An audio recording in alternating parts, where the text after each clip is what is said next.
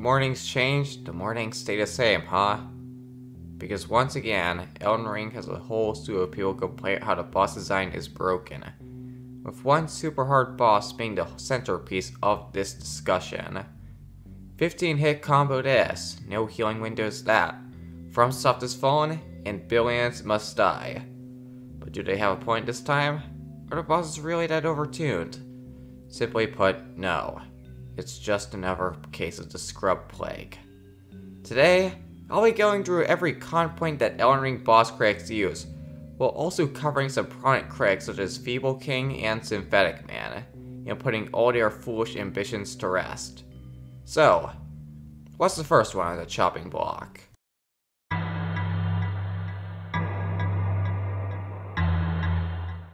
This is probably the dumbest argument, because whenever someone brings this up, I have to assume that their build is trash, or they haven't leveled up their Shadow Realm Blessing to a reasonable amount. With most bosses, the light hits do some light damage, and the heavy hits naturally will do a lot of damage. It's simple, yet it's always how FromSoft has operated.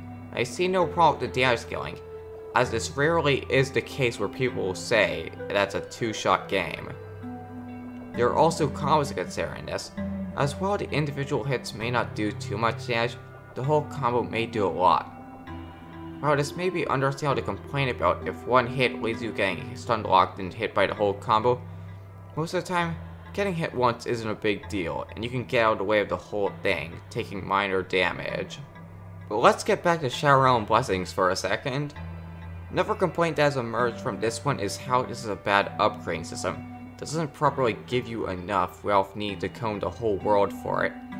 And I also have to say no to that too, as there are a lot of dedicated spaces to getting Erdtree fragments. There are the crosses, of course, which the game gives you a literal map to where they are in case you're that averse to discovery. But there's other obvious spots, like the churches and golden hippos, in which the game gives you good clues on that those are universal Erdtree fragment dispensers. In other words, quit complaining and get your paper up.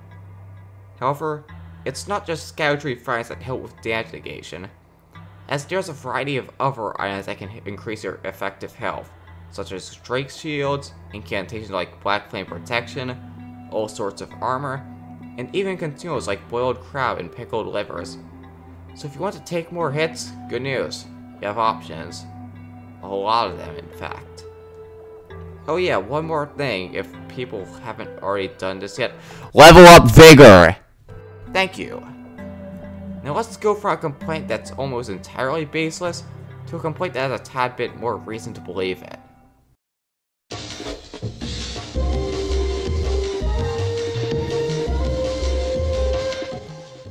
Going from the worst argument to the most popular, this argument poses that the new bosses have too few punch windows proportionally to how often they attack, which I have to say is objectively wrong, and I have no idea why so many people are led astray by this complete fabrication. Oftentimes bosses will have varied punch windows which give openings for light attacks, heals, or even your strongest moves, with the only boss I would say has some unpunishable attacks being the final boss, those two attacks being his Blood Flame Slash and his immediate Double Slash. Other than that, you have no excuse, you just attacked before the combo ended. But that's not always a bad thing to do in the first place. A lot of attacks will be jumped over. The jump isn't just a dodge, but an opportunity to attack. There are so many attacks that you avoid by jumping over them. And not only that, but the end lag of the jumping attack can be the dodge itself. Combine this with the traditional positioning focused openings that Elden Ring bosses provide, you will get a terrifying god of destruction looking like a bumbling idiot who doesn't even know where he's aiming. And hey Feeble King, while you're suggesting that Elden Ring phones in mechanics from Sekiro, you shouldn't forget the item that essentially allows you to give yourself the Sekiro parry, which both provides new defensive options and allows your punches to become downright tyrannical. Bottom line is, not only do the bosses provide ample punish windows, you can get arguably more openings with jumps, low profiles, narrow positioning, and posture breaks. Make that Elden Ring gives you even more opportunities to get safe attacks in. And we're assuming you're running a typical two-handed or power stance melee build, as using magic or guard counters from shields or deflect here give you even more safe attack windows. In other words, if you find there's too little punch windows, you're probably playing like a coward and using a build not suited for one. As you typically want to use magic, you're going to constantly run away and waste your heal window. Oh, I'm sorry, I'm getting ahead of myself.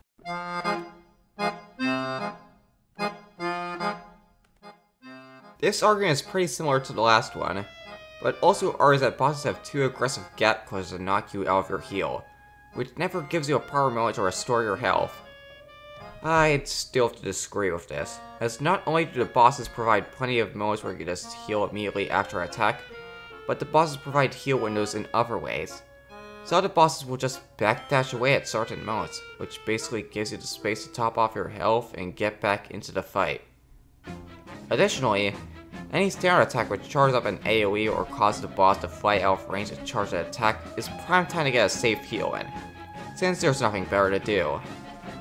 Once again, this art is primarily used by people who run away instead of doing something worthwhile during punish windows. I don't know what else to say, but stop running? Whatever, let's move away from what bosses supposedly don't allow you to do to what the bosses themselves are allowed to do.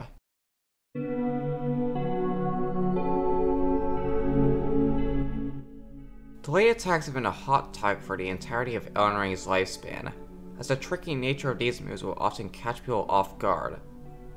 However, there are still some of the regular attacks in nature and you dodge it and that's it, the timing's just a bit off. I'd also like to give some props to Synthetic Man for admitting that his dislike of it is separated from the delayed attacks being objectively flawed, which it's nice to see someone discern between objective qualities and subjective enjoyment. Messmer was a great example where he has these super ultimate flashy attacks that are actually not as hard to dodge as they seem, but they are delayed just enough to roll punish you, which is certainly a thing that almost every enemy does in this DLC. If you spam roll, you're gonna get hit, which honestly is definitely not bad game design. It makes complete sense why From Software would do it. Putting that aside, I'd also like to note that in a lot of situations, delay attacks are often an opportunity itself to delay attacks. As an opponent is going to wait to attack, you might as well take the opportunity. After all, hesitation is defeat. Overall, delay attacks are meant to punish panic rolling and reward aggressive play, and I think that's pretty cool. That's one part of the boss puzzle down. Now to the second half.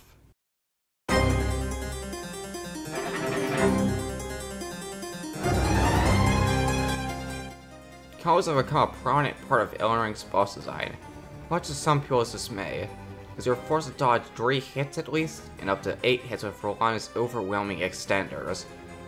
People use this increase of total damage and difficulty to fully dodge a sight how the risk-reward factor is too lopsided for the boss, often with phrases like, bosses get to do 15-hit combos and you only get 1 light attack in. First of all, we've already covered the punish window argument. It's a complete falsehood. Secondly, one thing a lot of people miss about these combos is often how they contain different attack windows in between hits, like certain jump attacks or strafing around delayed attacks. Combos are more than a glorified quick time event, but rather an opportunity for skill expression, for the most part at least. You're no longer just waiting for the boss to do an attack and then get some hits in. The entire fight you're looking for time to sneak in hits, making the fights more engaging as a result. Combined with the posture sim that rewards active play, and it gets clear what the best way to play a melee build is. Unfiltered aggression. Fighter attacks are in big enough gaps, jump attacks for sweeps at low profiles, charge attacks or posture breaks, and weapons arts when you need to do as much damage as possible. Bottom line is, while combos do increase some difficulty in the boss, you're definitely not as oppressive as some people want to make them out as. And that's it for all the generic criticisms of boss design. Now it's time to directly cover Feeble King and Synthetic Man's criticisms of the bosses. To do that, you have to go into specifics for certain bosses.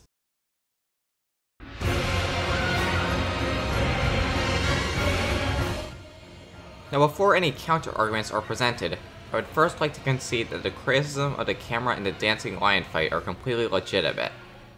And 4, arguably the worst thing, the camera is fucked in this fight. The amount of times where it zoomed in past my character so I couldn't even see myself, that alone probably got me killed 2 or 3 times.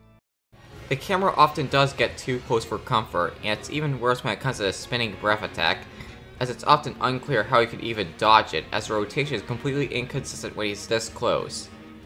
But besides this, I feel like a lot of the points made against the Divine Beast are done out of saltiness rather than spotting objective flaws. For example, both critics complain about the lightning phase of the boss and how it removes openings.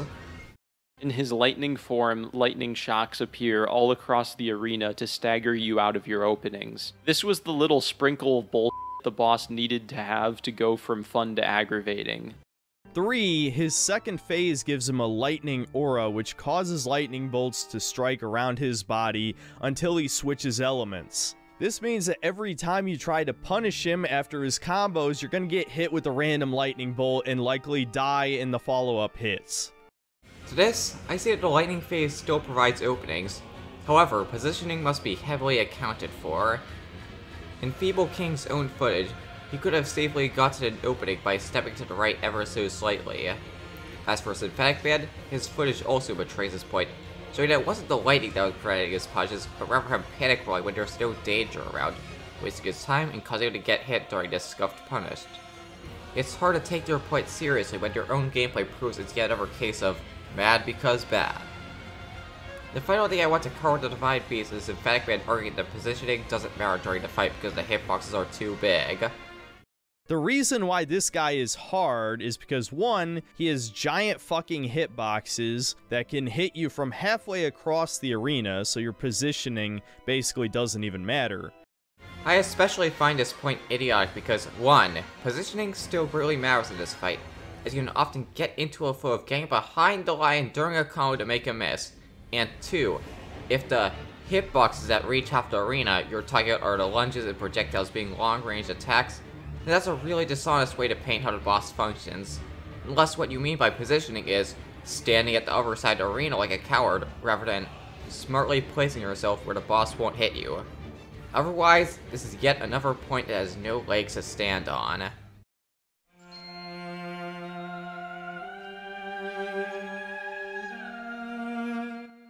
A lot of the criticisms for Rellana fall under the general points I covered previously, specifically the long combos and high damage. Her damage is extremely overtuned. FromSoft defenders will say that you just need to level your Shadow Tree blessings, and that Rellana is like the market of the DLC. While they are technically correct, this doesn't sit well with me, because with Margit you're a weak character having to upgrade multiple progression trees through exploration to become strong enough to fight him. While with Rellana you're a high-leveled character on the second DLC boss who is stuck because you need to collect a single item to improve your stats, and that just seems really lame to me. Either way, the boss is kind of stupid. Her combo extenders seem to go on forever, her tracking is insanely fast, making positioning openings hard to pull off, and she aggressively punishes healing with melee attacks and spells. She also roll catches incorrect dodge roll directions with her 2 swords, making it hard to back out and heal, and she has a 5-part spell combo with roll catches built in. When a boss has this many roll catches, it sometimes feels less like I'm fighting a boss and more like I'm fighting the developer. And man, I don't want to even get started on the boss's giant multi-hit combos with tiny little moments of vulnerability in between. I mean, you know how it is by now. This is even worse, obviously. I already covered combos and why I feel like the complaints against them are invalid, but I'd also like to look further into Feeble King's point about not liking Rellana forcing you to explore. Where her purpose could be compared to Margit, I could also argue the design of needing you to explore is equivalent to even more main game bosses such as Starscourge Radahn or Morgut, as you're likely not going to experience the game like a boss rush, and the boss is forced to get strong before fighting them either by exploring or getting levels through the legacy dungeon that leads to them. With this in mind, most of the time I get to Blessing level 4 by only grinding Scout Tree fires that are right into open, making any damage complaints null and void. The next main complaint both Feeble King and Synthetic Man share about this boss is the reason I decided to make this video, and it's strange to say the least.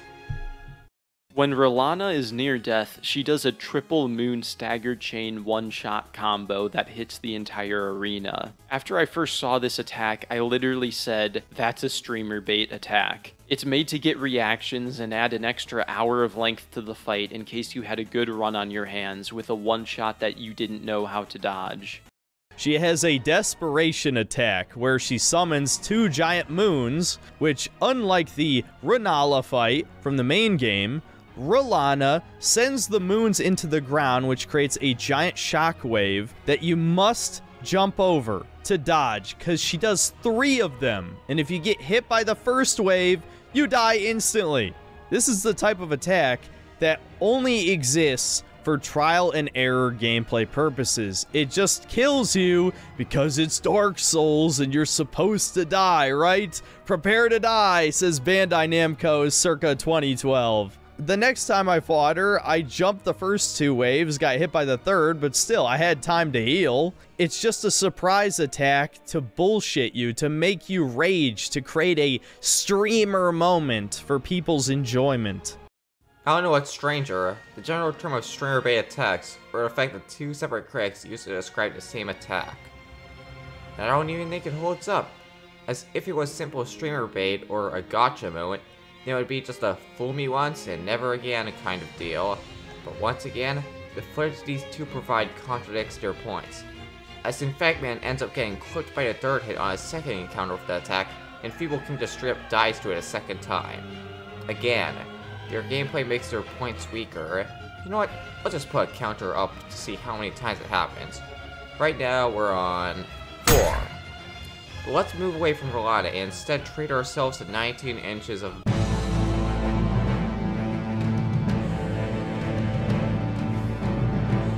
Most complaints made here kind of fall under the blanket complaints I previously covered.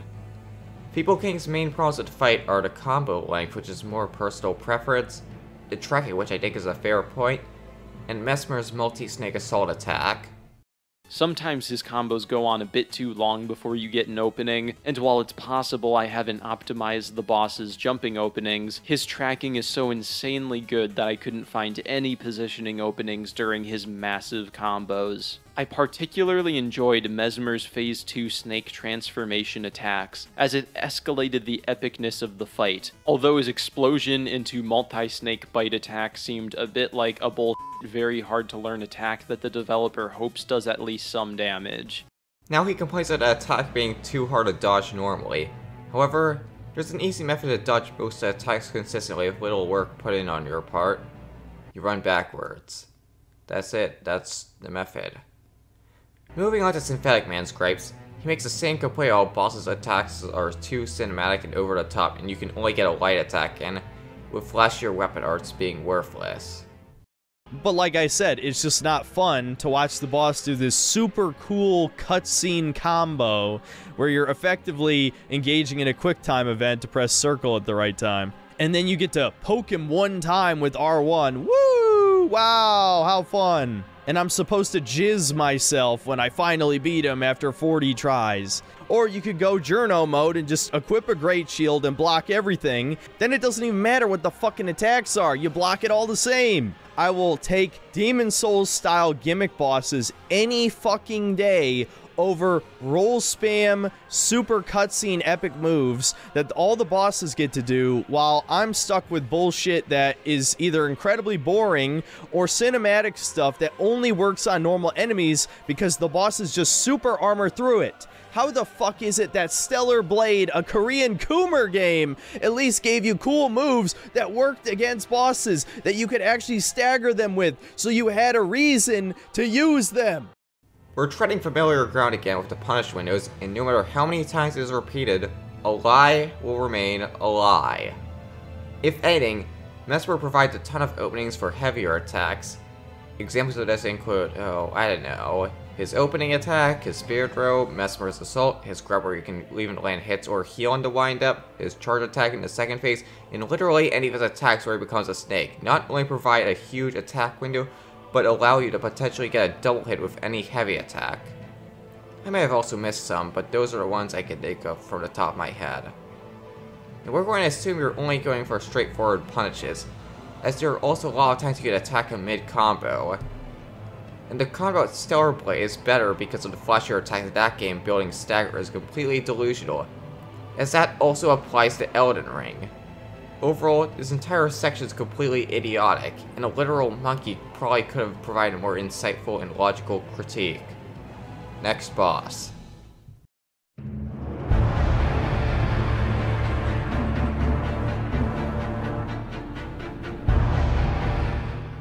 I'll keep it brief here, since in fact we haven't stopped with any boss critique. Thank goodness for that. Nobody should be subjected that takes this awful.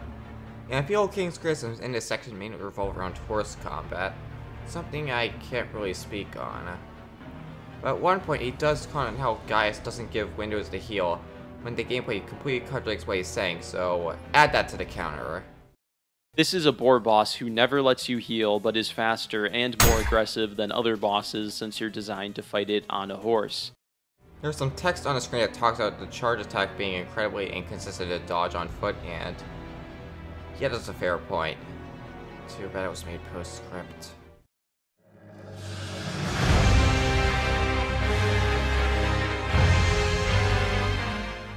The first complaint of Bayle that doesn't hold too much water is the fire stream complaint, which he said that the fire will trail, meaning that running is inconsistent. He also shoots fire straight out, but to add an extra pinch of bullshit, the fire hitbox will stray a little in the middle to hit you. However, this problem is not existent if you just run to the left. His second complaint is how his camera just keeps getting stuck under Bayle.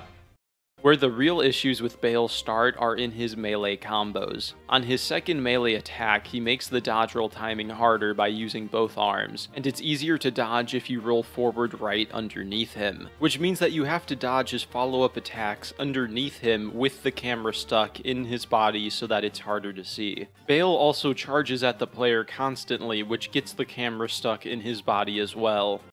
This is a fair point if you prefer rolling under. However, multiple times it shows him dodging some attacks by rolling back, making the camera easy to handle. You can just do that for most attacks and have no camera issues. Again, your gameplay betrays your arguments. His fellow complaints complain about how the boss has too few punch windows, how the enemy class known for having high health and damage has high damage and health. Then Bayle steps it up in Phase 2 where he just never stops attacking. This is especially frustrating because his damage is turned up to 11 and his health bar is ginormous for an Elden Ring boss.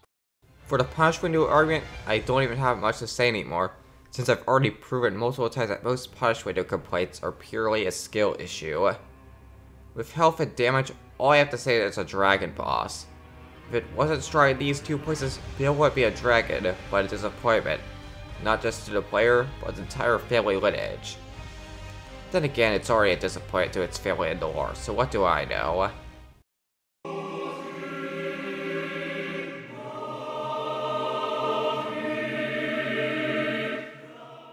We're not going to talk about this boss for long, because we're just covering one point from Feeble King. He overall likes the boss, but his main grievance is that Midra punches healing from long range. The only issue is that Midra is especially bad at killing people who try to heal with her million spell attacks and fire roll catches. Again, this falls under the box here at Artorias that DLC critics will use. If you want to heal, just wait for punish windows. In fact, the laser attack that Midra uses at long range can be baited out for free attacks or heals, but it's not nearly as intimidating as it may seem. Alright, now we've got that out of the way, it's time for the main event.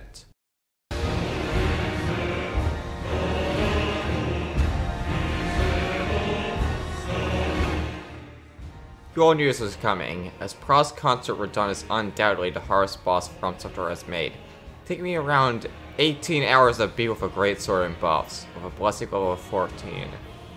Despite how much time it took me to beat, I love this boss. I know it's not my favorite. But this isn't about me, it's about the criticisms toward Radahn. Feeble King's first complaint is that the infamous triple slash is incredibly hard to figure out how to fully dodge. First of all, he has a 3-hit slash combo that I consider to be undodgeable on a medium roll. Now this isn't actually true. Across my 11 hours of fighting Radahn, I dodged the attack multiple times, but the timing was so precise that I could not dodge it consistently. You have to dodge his initial swing and the roll catch in a single roll to avoid it. I couldn't find a dodge roll direction trick to make it much easier. Either way, it's obvious to me that From wanted this attack to be so difficult to dodge that it would appear undodgeable to many players, so they would die more often. Admittedly, this is also a gripe I have with the boss, but it doesn't bother me too much because 1, there still is a way to dodge it, but it requires certain strafe patterns, and 2, getting hit by only one hit usually amounts to only chip damage, so most of the time I can avoid the rest of that attack and do whatever I need to after, because of a massive amount of end lag. As for the other understandable complaint, so the visual clarity does go out of the window due to Miquella desperately needing a haircut, but again, it's not a big deal. Most of the time you're looking at Radahn head on, and that's back to typical delayed attack complaints.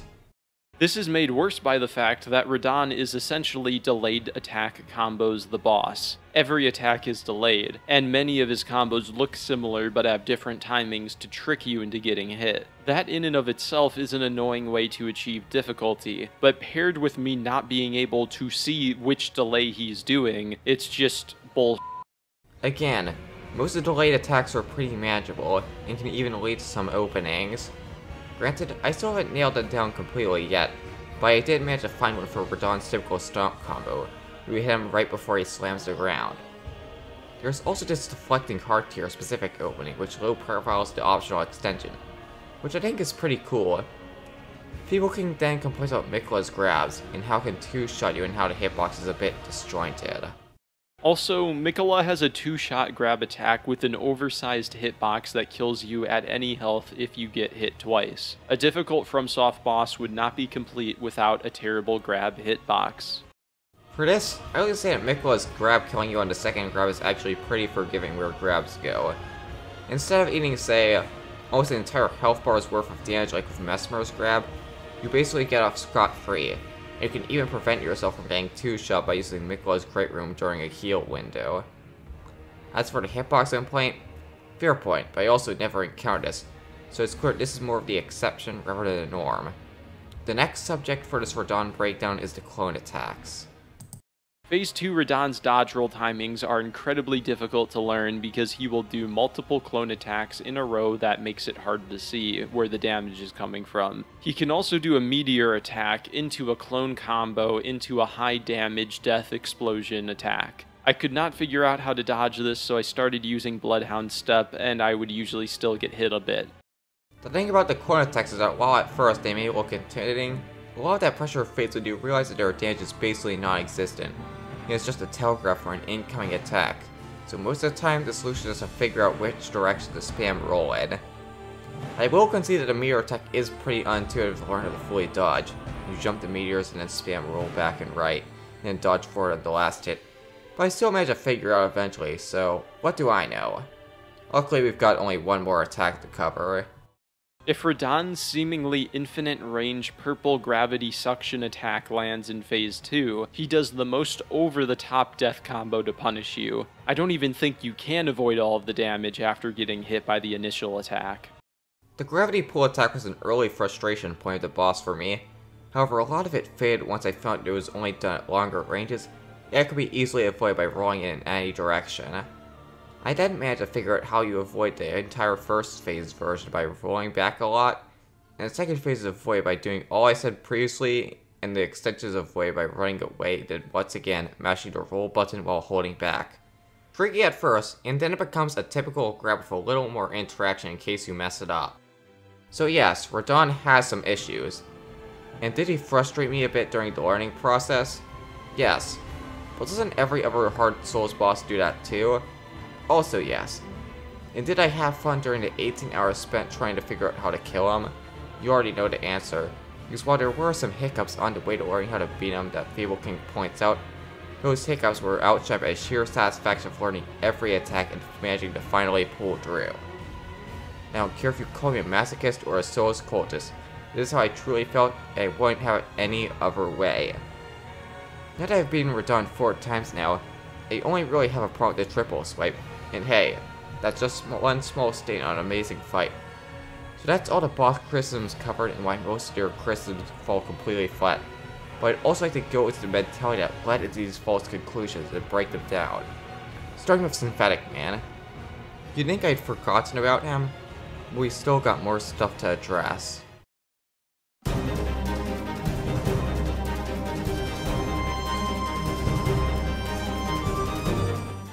Let's get this out of the way first. Synthetic Man is easily the worst out of the two people I covered. First off, his stance that the only thing that separates Elden Ring bosses being the dodge windows is completely asinine, because apparently every boss has to have some sort of gimmick, otherwise they're worthless. Seriously, all of these boss fights are the same. The only thing that distinguishes them from one another is when you're supposed to press circle, or sometimes you can jump out of the way. Wow, how revolutionary. This is slop. Straight up soul slop. This is a completely shallow way to look at boss design. As well, gimmicks are a one-time thing that the appeal will wear off. Actual moveset depth and challenge will remain appealing over time. To back this claim up, I'd like to briefly run down every major Elden Ring boss fight and what makes them special. Dancing Lion starts as a typical beast boss fight, but eventually starts changing through phases periodically, prioritizing different positioning skills, whether it be avoiding aftershocks in the lightning phase, or jumping into ice phase. Rellana also starts out pretty standard, but then adds additional magic or fire follow-ups in the second phase, which emphasize certain dodge positions or even manipulating certain attacks. Not to mention the magic attacks encourage staying closer to the boss. Messmer is similarly basic to start despite the cinematic presentation. Later adds in snakes for additional pressure, but also even more devastating punishes on openings. Romina is another classic Chimera boss in the same vein as Quelaag, however she's a lot more mobile and inflicts Scarlet Rot, differentiating herself from her predecessors. Gaius not only is the only boss that allows you to use her horse, but is also a mounted enemy, with the boar being a lot more active at attacking compared to the other mounts you fight against. Putrescent Knight is another mounted boss, but the main standout quality is being his color where he gets off the horse and the blue flames that encourage you to jump. The Erdtree avatar has you fight a literal sunflower and emphasizes headshots above all else. It has 3 distinct phases. Midra is incredibly unique among even non-human enemies, as her irregular shape and increased projectile capabilities make her unlike anything else in Elden Ring. Bayle is melee basic compared to everything else due to them being, you know, another dragon. However, we do get to fight with Egon, and that's all I need.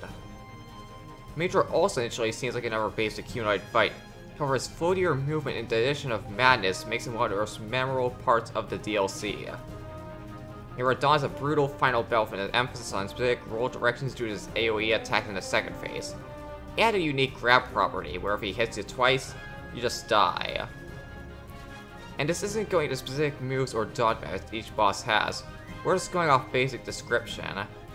A lot of these bosses have different positioning or jumping openings for further skill expression, enabling more replayability. So that's my argument against his point that every boss is the same. But apparently I can't speak on this matter because I probably used another cheesy build to beat the game, making me no better than him.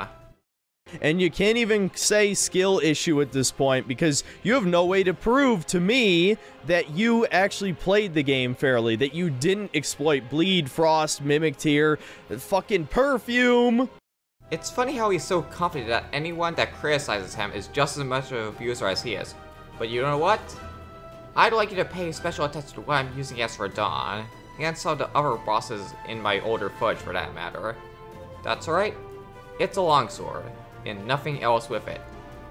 No power stancing, no offhand items for utility, no spells, no summons, no consumables outside the standard flasks and physic. Just a longsword with square off for the weapon art. This was how I played the entire game from start to finish, so guess what? I can prove I beat the game fair and square. The only 2 times I summoned were for Skarsgård's Radahn and Bayle. But come on, you know exactly why I did it. It wasn't because those bosses were too hard for me. I started this playthrough out of spite for this utterly lobotomy grade take, and finished out with the enjoyment for the process. For his final main point, he talks about how Dark Souls 1 wasn't actually hard, it just required you to get used to the mechanics of the game. There seems to be this revisionist history that all old Souls fans only liked the games because they were hard. Again, I want to remind you, I've been playing this series since Dark Souls 1 came out in 2011. Although I enjoyed the challenge of Dark Souls, what I enjoyed far more was having to learn a new type of game. Dark Souls being hard was not the only reason it was considered one of the greatest games ever made. It was considered so because of its amazing world design, the memorable lore and characters, that feeling of learning an entire new game subgenre, even if Demon's Souls released 2 years prior. To that, I have to say one thing. Doesn't the same thing apply to Elden Ring in a way? Bosses no longer feel how they do in the past where it's essentially turn-based combat, but now the fights require you to be more active with faster attacks, but more always within these attacks for counterattacks and recoveries. Sure, it's a faster game, but so is Bloodborne, or Sekiro. It also sets up Artorias of the Abyss as a counterexample to Shadow to Erdtree, but just keep that in the back pocket. I've got something to say about that later. The last thing I want to say is his usage of pre-nerf perfume just highlights his refusal to learn how to play the game. Because why try to make an actual critique of a game when you just take the game journalist route of basically skipping the gameplay? No, real talk here. I don't have a problem with someone using a build that's broken beyond belief when it's simply done for your own personal enjoyment. However, when you're going to be reviewing a game and people are looking for a recommendation or a proper opinion, a lot of the integrity goes out the window when you essentially make the gameplay itself, to the point that Synfactman couldn't even say anything about the second half of the bosses due to his playstyle choice. And that really asks the question, did you really experience the boss as intended if you can't really say anything about its qualities after the fight? This isn't a rhetorical question, I genuinely want to know your thoughts on the matter. Am I insane or not? As for me, I'd like to preface that I'm okay with people using stuff like Mimic Tear or typically overpowered weapons like the Blasphemous Blade or Moonlight Greatsword.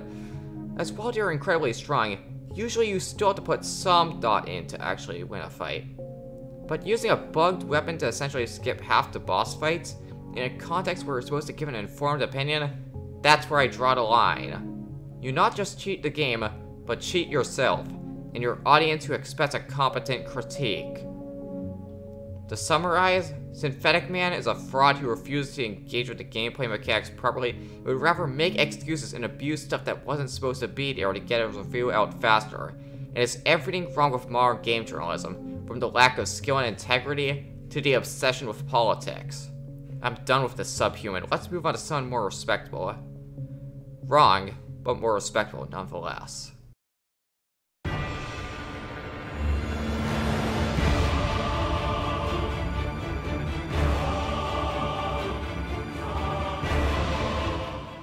Feeble King's main first complaint is about how the boss have no healing windows, which I proved is a falsehood way earlier, so I'm not going to repeat myself. He then says that From Software just wants the players to not learn anything and die, and the example he brings up is Bayle's roar attack having a noticeable but not obvious telegraph. The reason why these bosses don't communicate anything to the player is because they don't want the vast majority of players to learn how to fight the bosses in a fun way. Take an example like Bayle. He has an instant damage roar knockdown into lightning spam that he combos with melee attacks after. A challenge runner might notice the tiniest visual cue, like with how he slightly brings his head forward before doing the roar. But that cue is purposefully hidden because the developers don't want you to figure out how to dodge the damage. They want you to get hit and then spam roll the lightning and then die to a melee attack and complain to your friends about how once again they made the hardest game you've ever played. This is a strange example to put here because it proves that attack was telegraphed, just maybe not as well as other attacks. It's not really reasonable to chalk this up to the devs being malicious, just that they didn't do as good of a job as they could. Also, something about the difficult section that's odd is that legacy dungeons go completely undiscussed in artificial difficulty, despite being a core part of the experience. This is probably because there wasn't any solid proof of Elden Ring putting difficulty above all else in the regular encounter design, and therefore caused this argument to have no legs to stand on. What makes this even worse is that Feeble King cites Matthew Matos's video on Dark Souls 2 to bring up that difficulty was never the point, but ignoring what Matthew actually disliked about Dark Souls 2's boss difficulty.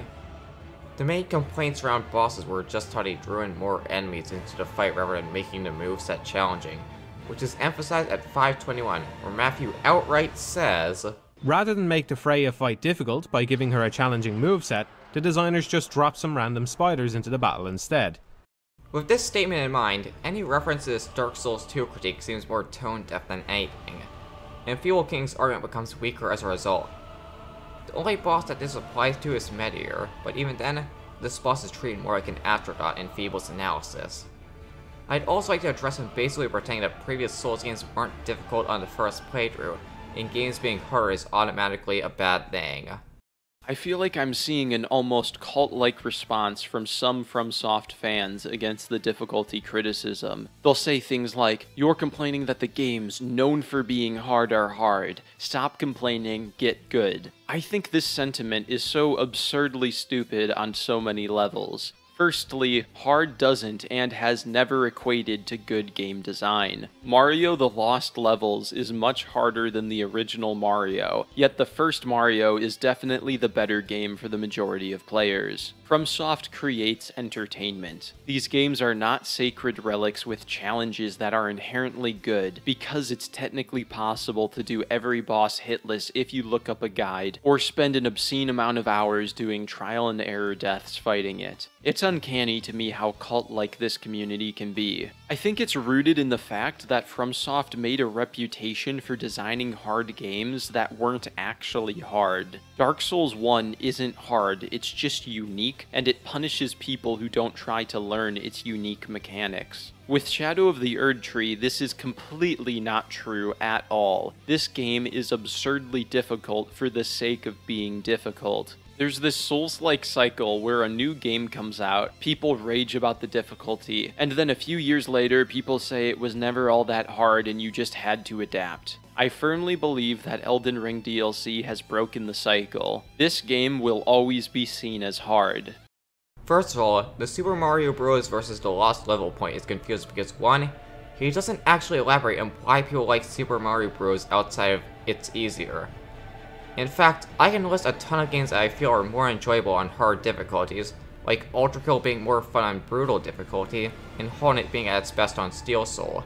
Or how more difficult challenges in a game could be the best part, such as issuing the Sword Saint in Sekiro. Then again, this is all personal preference, meaning this point holds no bar off elaborating why you would enjoy Super Mario Bros. Or Ultra Kill's brutal difficulty more than the alternative.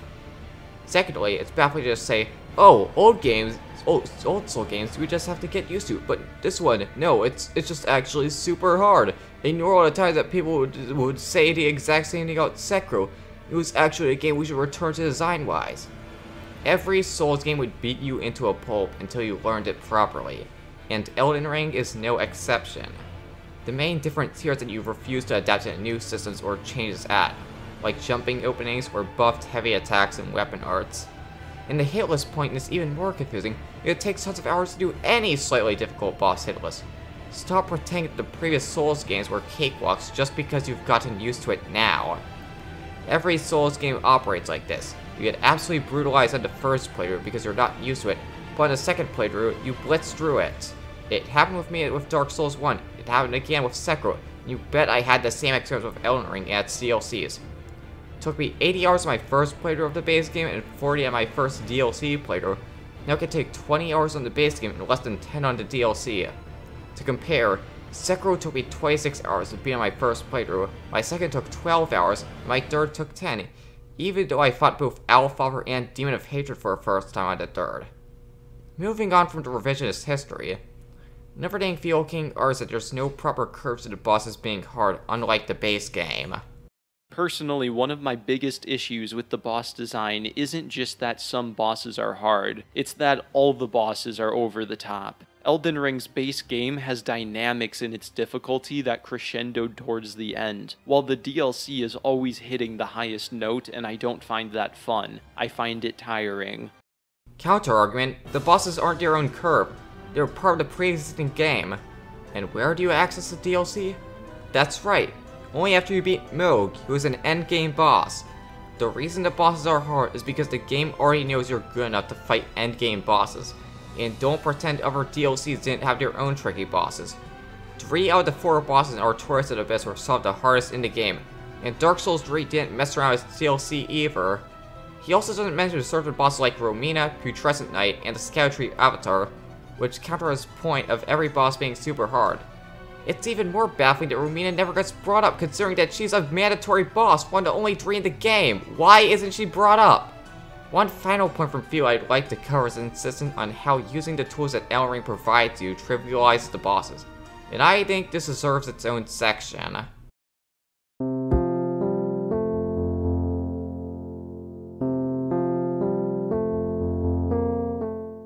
A lot of times in the video, Feeble King addresses the suggestion to use certain tools to make the experience easier. The only problem is, it's only summoning that gets brought up.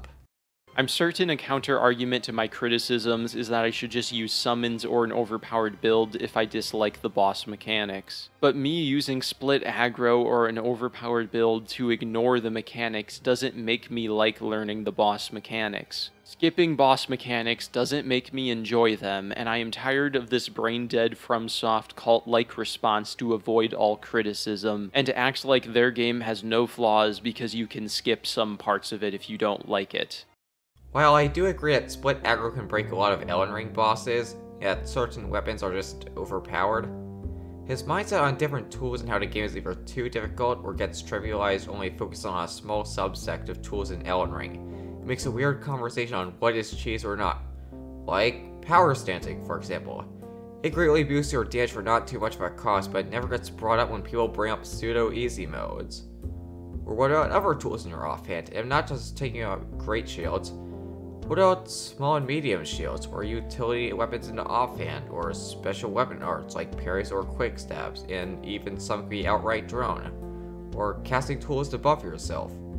Does that count as too cheesy?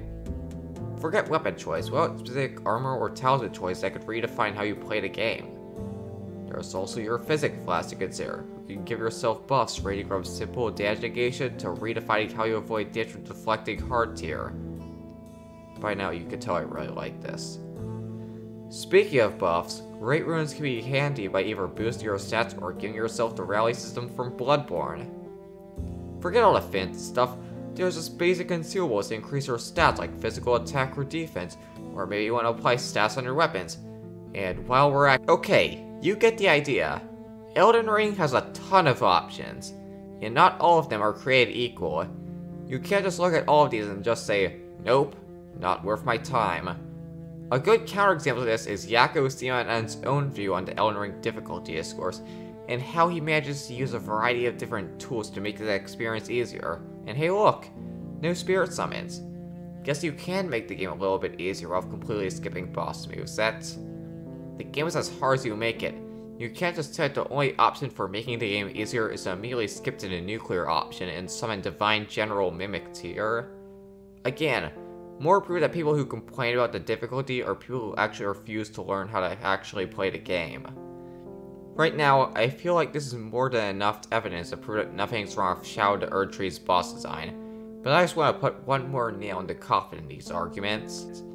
Because we've had to deal with a boss in the past that had minuscule healing windows, high damage, and attacks that actively challenged previous habits of the player. A boss that's over a decade old, and a fan favorite to boot. Which is why I call to the stand Abyss Walker Artorias.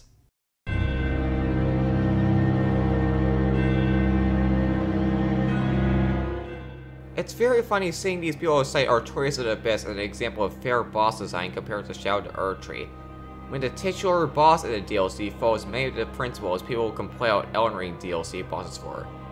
You thought Shadow the Erdtree bosses barely had healing windows?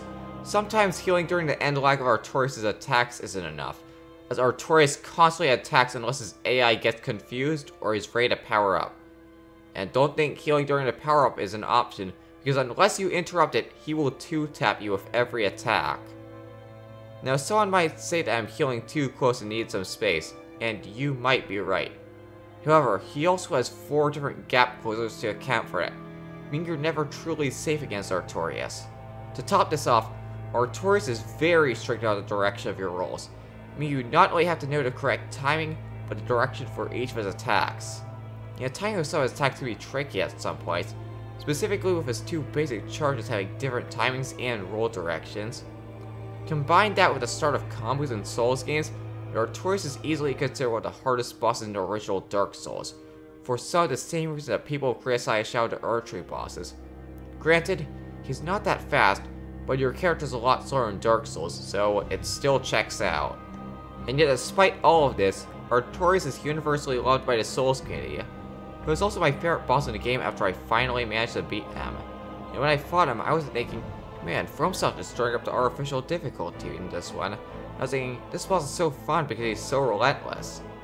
It's a matter of perspective, of course, but my main point is that a lot of the supposed Prof Elden Ring bosses also lie with fan-favorite bosses from previous games.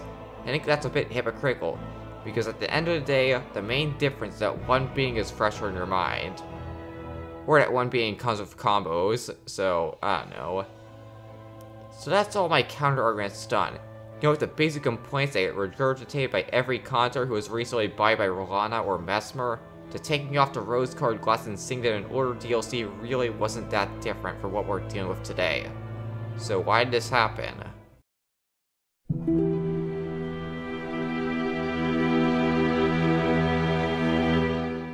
Now I can go back to the people refuse to move on from Dark Souls 3. I used my super old video on the previous Elden Ring boss discourse, but that's just one piece of the puzzle. Because it's not just people not letting go of Dark Souls 3, people not wanting to move on from any Souls game. It's why you're seeing new players enjoy a supposedly punishing game even without the spirit signs, and why you're seeing veteran players complain because they got their expectations shattered and their ankles broken by Rellana, the half-court knight. These people think that they're ready for anything with their experience with the previous Souls games, only to be proven that they still have much to learn. But learning new mechanics and rules is hard, and complaining online is easy, so take a guess what these people do. That's right, they make fools out of themselves. However, I feel when people have played this game more and gotten more used to the systems in Elden Ring, this game will join the other DLCs like Artorias the Abyss, Ring City, and the Old Hunters as being universally praised.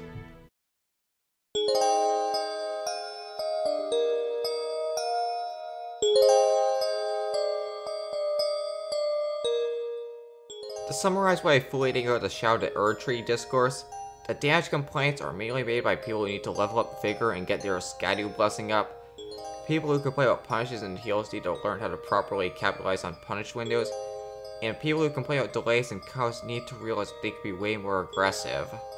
Also, the game provides you with more tools than just mimic, tear, and blade weapons, so use them. No need to skip to the nuclear option. If you're going to be playing so defensively in the first place, you might as well run a caster build. But hey, if you still don't like the game, that's fine, but you can't tell that it's poorly designed. Bars. Or maybe I'm just delusional, let me know in the comments. Well, that's it for now. I'll see you on the next one. Goodbye.